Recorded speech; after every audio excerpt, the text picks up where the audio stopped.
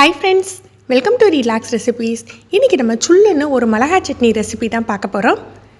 இதுக்கு நான் ஒரு 8 மிளகா வத்தல் எடுத்து வச்சுருக்கேன். இதில் 3 வத்தலுக்கு இந்த காம்பை எடுத்துக்கலாம். நீல வத்தல் மிளகா வத்தல் எடுத்துக்கணும், குண்டு வத்தல் கிடையாது. மீதி இருக்க இந்த 5 வத்தலுக்கு காம்பை எடுத்துட்டு நடுவில் உடச்சி விதையும் எடுத்துக்க போகிறோம். விதை இல்லாமல் தான் இந்த மிளகா வத்தலை சேர்த்துக்கணும். இந்த மிளகாய் சட்னி பார்த்தீங்கன்னா நல்ல கலராக சோப்பாக இருக்குங்க. இதை சோப்பு சட்னி அப்படின்னு சொல்லுவாங்க, ரோஜாப்பூ துவையல் அப்படின்னு கூட சொல்லுவாங்க. அதுக்கு காரணம் அதோட கலர் தான். நம்ம ஃபுல்லாக அந்த விதையோடு சேர்த்து எல்லா மிளகாத்துலேயும் போட்டிங்கன்னா சட்னி காரம் ரொம்ப தூக்கிடும்.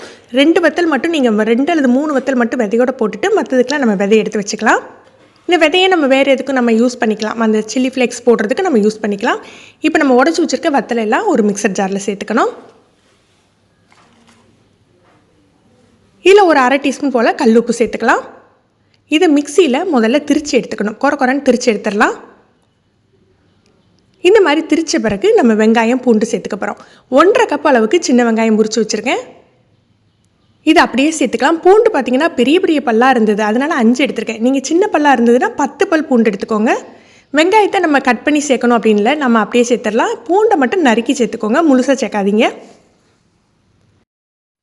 சட்னி கலர் வர்றதுக்கு மிளகாத்தில் நம்ம விதை எடுத்துகிட்டு சேர்க்கோம்ல, அதுக்கு பதிலாக காஷ்மீரி மிளகாய் சேர்க்கலாமா அப்படின்னு கேட்பாங்க. ஆனால் காஷ்மீரி மிளகாய் சேர்த்திங்கன்னா இந்த அளவுக்கு வாசமாக இருக்காதுங்க. இந்த மாதிரி விதை எடுத்துகிட்டு சேருங்க, நல்ல வாசமாக இருக்கும். ஒரு 2 சின்ன துண்டு புளி சேர்த்து மிக்சியில் அரைச்சி எடுத்துக்கலாம். தண்ணி எதுவும் சேர்க்காமல் முதல்ல இந்த மாதிரி அரைச்சி எடுத்துகிட்டு வந்துடணும். அதுக்கப்புறம் ஒரு 3 டேபிள் ஸ்பூன் அளவுக்கு தண்ணி சேர்த்து நம்ம அரைச்சிக்கலாம். கையில் எடுத்து பார்க்கல கொஞ்சம் குறைப்பாக தான் இருக்கணும். அப்படி இருந்தால் தான் இந்த துவையல் ரொம்ப டேஸ்ட்டாக இருக்கும். இந்த துவையலுக்கு பார்த்திங்கன்னா தாளிப்பே தேவையில்லை. இந்த மாதிரி வலிச்சு எடுத்து வச்சுட்டு ஒரு 1/4 கப், அதாவது ஒரு 4 டேபிள் ஸ்பூனாவது நல்லெண்ணெய் சேர்த்துக்கோங்க. நல்லெண்ணெய் சேர்த்து நல்லா கலந்து எடுத்து வச்சிடலாம்.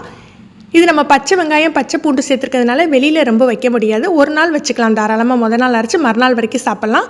நீங்கள் ஃப்ரிட்ஜில் 1 வாரம் 10 நாள் எடுத்து வச்சுக்கிட்டா கூட ஒரு ஏர்டைட் பாக்ஸில் போட்டிங்கன்னா இது கெட்டே போகாது. நீங்களும் இந்த ரெசிபி ட்ரை பண்ணி பாருங்கள். இது இட்லி தோசைக்கு வச்சு சாப்பிட்றதுக்கு ஒரு அட்டகாசமான காம்பினேஷனாக இருக்கும். இது கொஞ்சம் கட்டியாக துவையல் மாதிரி தான் இருக்கும். நம்ம தண்ணி சேர்த்து ரொம்ப நீர்க்க கரைக்கக்கூடாது, தாளிக்கவும் வேண்டாம். இந்த ரெசிபி உங்களுக்கு பிடிச்சிருந்ததுன்னா லைக் பண்ணி ஷேர் பண்ணுங்கள். நீங்கள் ஃபஸ்ட் டைம் நம்ம சேனல் பார்க்குறீங்கன்னா ரிலாக்ஸ் ரெசிபிஸ் சப்ஸ்கிரைப் பண்ணிக்கோங்க. கீழே இருக்க பெல் பட்டனில் நீங்கள் ஆல் அப்படிங்கிற ஆப்ஷனை செலக்ட் பண்ணி வச்சுக்கிட்டிங்கன்னா நம்ம சேனலில் வீடியோக்கள் போட்ட உடனே உங்களுக்கு நோட்டிஃபிகேஷன் கிடைக்கும். தேங்க்யூ.